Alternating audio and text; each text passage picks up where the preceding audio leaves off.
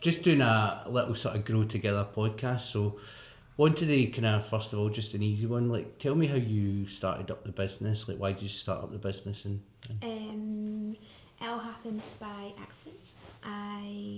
I've got 4 young brothers and sisters, so when I was a teenager they were all babies, and I just started making cakes for like schools and for them. And then when I was at uni I kind of did it on the side, and then when I graduated I was only offered like a part-time position, and at the time over uni I just got better and better at doing cakes without sounding big-headed. And then when it came to graduating and getting my job, I was doing like 2.5 days doing work, and then the rest of the time I was baking. And I did that for about 2 years. The startup that I was with did really, really well. Like, they hit the ground running, and I was their lead designer, so I did graphic design at art school. And they needed me a lot longer, but I'd booked clients for the next 6 months. So I just had a bit of a week where I was kind of made redundant, and then a kitchen unit came up in the same space. And I remember speaking to my now husband and said, I don't really know what to do. And he was like, we had some savings, so I just put like an initial £5,000 to kind of get me started, and just took the punt. And that was 10 years ago. wow. Yeah, mad. Wow. But it's just like process of practice, like continually doing something and getting better, not saying no to things. Yeah. And what's that transformation been like then, from, I suppose, baking that first cake to now? I think I'm a lot braver. I think I'm a lot more in tune to like know what my capabilities are. Like, I'm not put off by like, if I get a brief that's like, oh my god, can I do that? I'm like, well, yeah, I can absolutely do that. I feel like a lot more confident with it. Yeah. I think when you go back to the start, it's like, what do you call that? Is it country? What do you call it when people start businesses at home? Not country. Oh, ignore it. Country pumpkin? No. Cottage industry. Like, starting at home and starting something that literally was a hobby to like be where I am now. Like, all those cakes at the start, which arguably when you look back now were Yeah. It's okay to swear. Yeah. And like, I charge money for them. They have all helped in the journey to like the cakes that I'm making now. And has it always been your passion? Is that what's helped to kind of grow so much? Is it just because you love what you do and you're passionate about what you do? Or? I think what I find really infectious is making people happy, which sounds really, really cliche, but literally it's infectious. See, when you make something good and someone's buzzing by it and they come in, you just want that. It's like constant like reward for what you do. It's funny, I was speaking to Johnny about that the other day though, because like my whole art school degree I did a lot of food design. I was doing a lot of making with food. I was doing a lot of like restaurant branding. I was always in that world of like food and cakes. And then I worked at Greg's, which was a bakery. And I mean, I started work at 6 in the morning. I started work at 6 in the morning at Greg's, and I think that practice of even like cleanliness and organisation, like I definitely think I've always been in tune with that sort of world, I suppose. But yeah.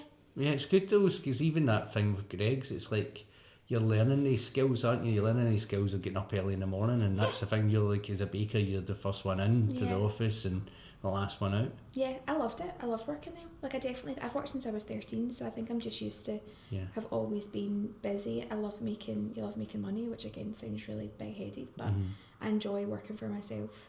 I have a lot of satisfaction now having employees and like paying their wages and stuff like that. I think it's no mean feat nowadays to say that you can accomplish something like that, and you can, I mean, don't get me wrong, it's not full-time salaries, it's part-time salaries, but for like starting something that you like 10 years ago, if you look back now, being like what you're making now, I suppose, and like what the business turns over now, you're like, God, it's literally just hard work. So yeah. What's been the biggest challenges? That's a good point. So what's been the biggest challenges then in terms of... At the same time, I find it hard to be a boss. I think it's quite difficult to be like managing people, managing personalities. I think I'm quite a soft personality, and I think I find it quite hard maybe to be like, not managerial, but just like when you have difficult conversations, you're not employing your friends.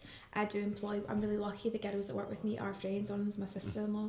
That sort of like relationship's always quite difficult to manage. I think that has been quite hard. I've suffered quite bad with anxiety and like imposter syndrome. Like, even though I make cakes for like celebrities and whatnot, there's always that, why are they coming to me? Like, what if this happens? Like, how do I cope with chaos? Or like, how do I cope with if there's something bad happens? Like, I'm the one that's like responsible. And I think that will always be there. think it makes you try. I think it makes you work harder and be better if you've always got that. Because I don't want to come into the point that I'm like, I'm too good for this. Like, I don't have any worries. I think if you're worried, you are a better business person because it made you care. Yeah. It's that, I get it, it's that sort of fear, isn't it? But it's like, it's almost like a fuel. Yeah. In terms of what you're doing. It's not like a fear in terms of a bad fear that I'm not going to come to work and do that, but it's a sort of like, I need to try and be a little bit better. Oh my god, I'm an absolute glutton for punishment. If I'm quiet, I'm miserable. Like, if I have a week where I'm not working 6 hours, I'm like, oh my god, the business is going under. And that's it, I can't pay my mortgage. It's just silly things. It's like, and that's really unhealthy, I suppose. But I do think that that's what the separation is, I suppose, with people that run businesses and the people that don't. Like, I think you need to have that drive. It is a kind of a fine line of being a psychopath. And like, and knowing that that's, like I said, probably a really unhealthy thinking style. I'm obviously going off to have a baby, and I'm really hoping that the baby will help me like diversify my thoughts and understand that my whole world can't be work, because I'm now responsible for a person. So I need to obviously figure out how to like be braver to employ people to let go of some control, which is a big thing. I'm struggling in my head to figure out what that will be. But what I do know is I've not worked this hard just to let my business fall by the wayside. I'm going to come back, and it's going to hopefully be bigger and better. It's a weird one because like obviously I've got 3 kids, and it's a different type of pressure, so it just like you still kind of thrive, but you're sort of not doing it for you anymore, you're doing it for that wee baby or that kid, you know, in terms of what you're doing. So it's like all the money goes to them these days. Oh my god, totally. And I think that's it. I take a lot of like pride in people. Like, you want people to be proud of you, like your family to be proud of you, and you just don't want what you've done for the last little bit to go like to be for nothing. And I think that's it. Like, Johnny keeps on a bit of, if you have a baby, like they can be your protege, and I'm like, I don't want that for them. Like, I think I've definitely I always wanted to be creative when I was wee. Like, I always said from like the age of 4 I wanted to go to Glasgow School of Art, and coming from like a part of Cumbernauld where like, our school when I was there was like voted the worst in Scotland. But at the same time, being so small, we had like really good grades. And I started the communication with the art school when I was 15 because I was so adamant. I was like, I'm not going to be a minority that's not going to get in. And when I got in there, our class was the biggest year for about 5 years. There were 60 of them, or 60 of us, and there was only 2 of us that went in straight at 18 from public schools. So you're like going in with people that have done gap years, older students, people that have got like a lot more money. But yeah, I think if you're kind of driven enough to do that, then And tell me about the growth then. So like how you've been going nearly 10, 11 years in business. So how have you grown? So I think I'm a very risk averse person. I really mull over things. I'm not very willy-nilly just to make decisions. So that's been with staff, like being really worried about letting go of control. With people coming into the business and kind of seeing what I do. Again, at the same time, I think I'm now learning that I need to have a little bit of big-headedness about me to understand that what I do, not everybody can do. Because I've had a couple of girls come in and then go and start their own thing, which has been fine. But I think the problem is I'm quite a loyal person, and I've taken that really personally to be like, oh my god, I want them to come in, and then they've went and they're now doing their own thing. I took it really hard, and I've kind of like went away with my tail between my legs, being like, I'm not doing that again. And kind of like retracted. But now with the girls that I've got and the way that the business works, so I've got like 2 part-time girls, one's admin 3 days, obviously I've taken on you guys. I think just really thinking over like, why do I need to let go of control of this thing? Why do I need to do that? What would be the benefit of doing it? And I mean, like working with you guys, obviously like going social media, of all socials and marketing, I suppose, has led to such growth in so many channels. Like TikTok at the start of the year, like for example, our following is massive, and I think that's obviously been a really positive thing to do. But yeah, like I said, it's taken me 11 years, God, to get there. I think a lot of people say if they probably looked at my business, they probably would have done it a long time ago. But then at the same time, I'm like, I'm quite happy. Like, I'm not greedy at the same time. Like, I think I've obviously wanted to make sure my products are worth what they're worth. Like, I'm not gonna lie, I'm expensive, and I'm expensive for a reason, and I've got a lot of bravery in saying, like, I'm not scared of that. I'm quite happy. Like, if you can't afford me, then fine. Yeah. Go elsewhere. But you've done some amazing things. So what was it, the Man City keeper? Yeah, Donnarumma. His first week over in Man City, and it was his planner for Landlord. I just don't know how they find me, because I'm not actually on Instagram. I'm kind of really small fry still. Like, I'm not massive, hundreds of thousands of followers. And yeah, she took the punt. Don't get me wrong, it was a stressful week, but we turned that over in like 4 days. Yeah. Or politely, I should say, I turned that over in 4 days because I didn't let the girls do it. I was like, no, I'm doing it. And the couriered it down. But yeah, it's like ones like that, and then I think you're just kind of, again, essentially silly. It's not that I don't know who celebrities are. I think at the end of the day, I've never advertised, and I think the way that I am as a person and the way that I treat my customers, I hope is why they come back. Just treat them normally, and like, I think that's it. Like, be brave with your conviction of like costs, and they're not extra special people. They're just people, and I think they value that, which is quite nice. And you did your biggest wedding cake ever, something like that? Yeah, this year we've probably had the biggest wedding, and that's another thing. Like, I never did wedding cakes until about 3 years ago. I'd stuck with novelty. When I first started doing cakes, I was always too scared to do wedding cakes because of the pressure. And I'm like, I don't want that pressure of failure on someone's wedding day. And I think when I started the business, I remember contacting a couple of bakers, just asking, like, as a novice, being like, oh, can you give me an idea of like how you run your week? Like, when do you bake, or that type of thing? And no one got back to me. And I was like, do you know what? I'm not going to make that my bread and butter. My bread and butter will be novelty, which is fine. Like, so more celebration, more modelling, that type of thing. And I was pushed into wedding cakes it was by my client. So a wedding planner who I make her daughter's cake. She's one of the biggest in Scotland, like Jordana events. And then a girl I've made all our kids' birthday cakes for about 4 or 5 years. They came to me and they were like, so we've just decided that you're going to do it. And I was a bit like, what do you mean? And they're like, there's no one that can do it. And I think having someone literally just like, whew, you need to do it, that kind of gave me that, like, I can conquer that one. And then I really try hard after these big designs to really process them. What went well, what didn't go well, what could you do better. But yeah, I still enjoy a diversified week. I don't think I could be solely a wedding cake designer, because they are monotonous. Yeah. Like, I get that myself. Like, I always like to do something a little bit different. It's like, we always kind of thrive on being kind of dynamic and doing things that are different. I think I was doing the same thing over and over. Oh my God, I wouldn't enjoy my job. And it's good as well. It's that challenge. The fact that you just said that, it's like, this is somebody's most important day of their life, and you're making one of the biggest wedding cakes for them. Yeah, I think what's nice about that, like, clients now, or my clients, is that I never copy cakes. So we've kind of been burned a little bit recently with like our cakes going viral, and then other bakers and that passing off the actual design as their own. I take that really personally, because I genuinely will never copyright. I know. Well, I never copy anything, and I literally, like, my day doesn't finish when I close the door at 6:30, 7. I'm going home and I'm drawing your sketch. If you come to me for a cake, you will see what I'm making, and you get what I draw. Like, you're not getting something that's going to be totally polar opposite. So I think that's what's nice with the wedding cakes. Like, you're kind of having like, you're letting your wee mind go mental and be like, well, we could maybe do this, and then they're like, yeah, let's do it. Because everyone nowadays, we're in the social media world, everyone wants bigger, better, and they want originality. That being said, with some of the wedding cakes we've done recently, we definitely have done a couple of repeats, which again are quite boring. But one of the big successes, you won Wedding Cake Designer of the Year. Well, that's it. Like, I fought an imposter I am for winning that award. Like, just talking about it, like, oh, I don't really like doing them, but yeah, I won an award for it. Yeah, that was lovely, and it was a nice thing to do. It's just one of those, it's like getting recognition for something in a space where you know who your competitors are. And again, it's like with going off on mat leave, a lot of people are like, who do I go to, like, what do I do? And I genuinely just stay in my own lane. I don't know loads of people that I think I feel quite proud that the business is positioned at kind of top end, which is quite nice. But yeah, it was a nice thing to get dressed up for. Yeah.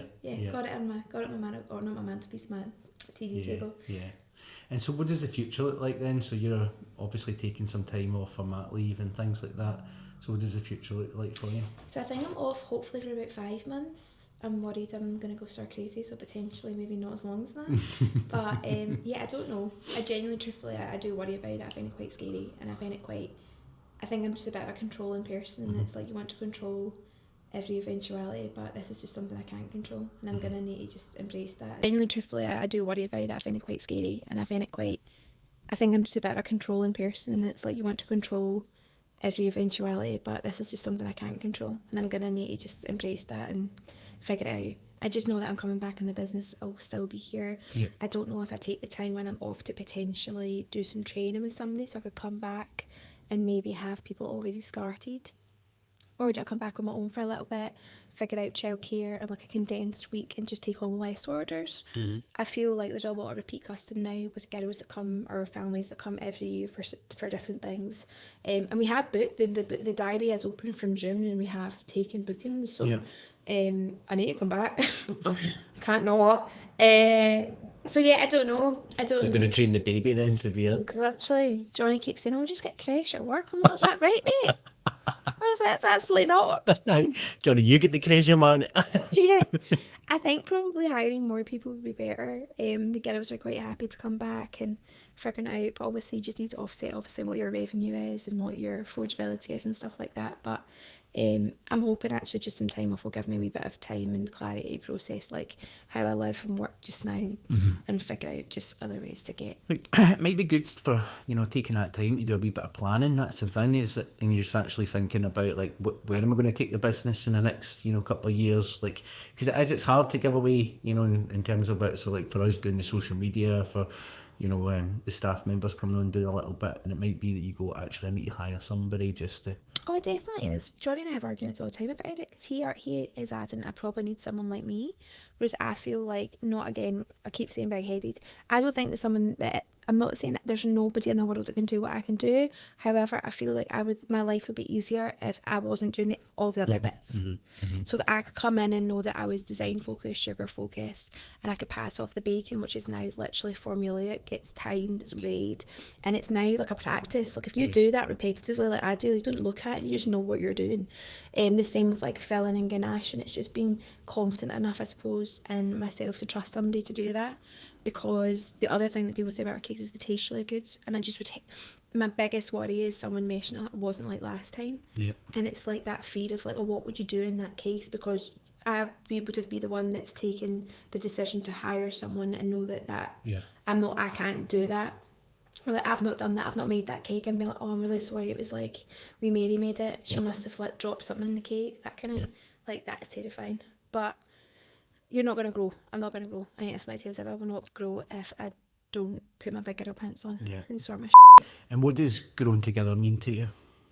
Oh, I don't know. I think it's a mixture of things. It's like keeping relationships that are healthy for the business, like working together, I suppose. Like just having good people around you, and just not having people that are going to drain you and bring you down. And like, it needs to be like a collaborative and like creative space. So like, yeah, I definitely can't sit and say that the business is a success 100% because what I do, like, it takes a village.